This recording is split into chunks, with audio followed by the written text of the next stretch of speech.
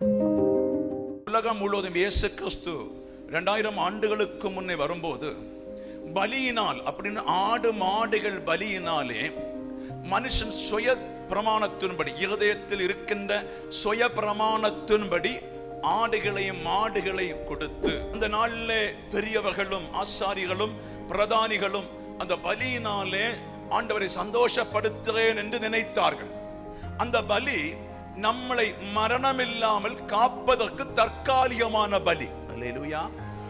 நம்மை சோதனையில் இருந்தும் பிரச்சனைகளில் இருந்தும் ஏதோ சில பாவங்கள் செய்ததினால மரணம் வரக்கூடாதென்றும், குடும்பம் பட்டினியாக கூடாதென்றும், குடும்பத்திலே வறுமை வரக்கூடாதென்றும், குடும்பத்திலே துன்பம் வரக்கூடாதென்றும், குடும்பத்திலே நோய்கள் வரக்கூடாது என்று சொல்லி முன்னோர்கள் பாரம்பரியமாய் ஒரு ஆட்டை கொடுத்தோம், மாட்டை கொடுத்தோம், அதை கொடுத்தோம், பணத்தை கொடுத்தோம், பல காரியங்கள் மனுஷ பிரகாரமாய் செய்த பலி அது வேற. அதனால ஒருபோது நம்ம பரிசுத்தம் அடைவதில் காரியம் நம்முடைய பாவத்துக்கு இன்னொரு மாடை பலி செலுத்த எப்படி பாவம் தீரும்? நம்முடைய பாவத்துக்கு ஒரு ஆட்டை பலி செலுத்தினால் எப்படி பாவம் தீரும்?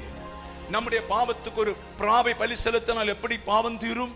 நம்முடைய பாவத்துக்காக ஒரு கோழி குஞ்சை எதையாவது நீங்கள் இரத்த பலி செலுத்தினால் நம்முடைய பாவம் தீர. அந்த பாவம் அப்படி இருக்கும். ஆனபடி பாவம் தீர கர்த்தர் ஒரு வழிகாட்ட பூமியிலே இறங்கி வந்தது. மனிதனை அல்ல, ஒரு ஆடை அல்ல, ஒரு மாடை அல்ல, ஒரு ஏஞ்சலை அல்ல, வானத்தையும் பூமியையும் படைத்த சர்வேசராய ஆண்டவர் ஒரு பலி செலுத்த வந்தால் நீங்களும் நானும் ஏமாற்றுறோம்.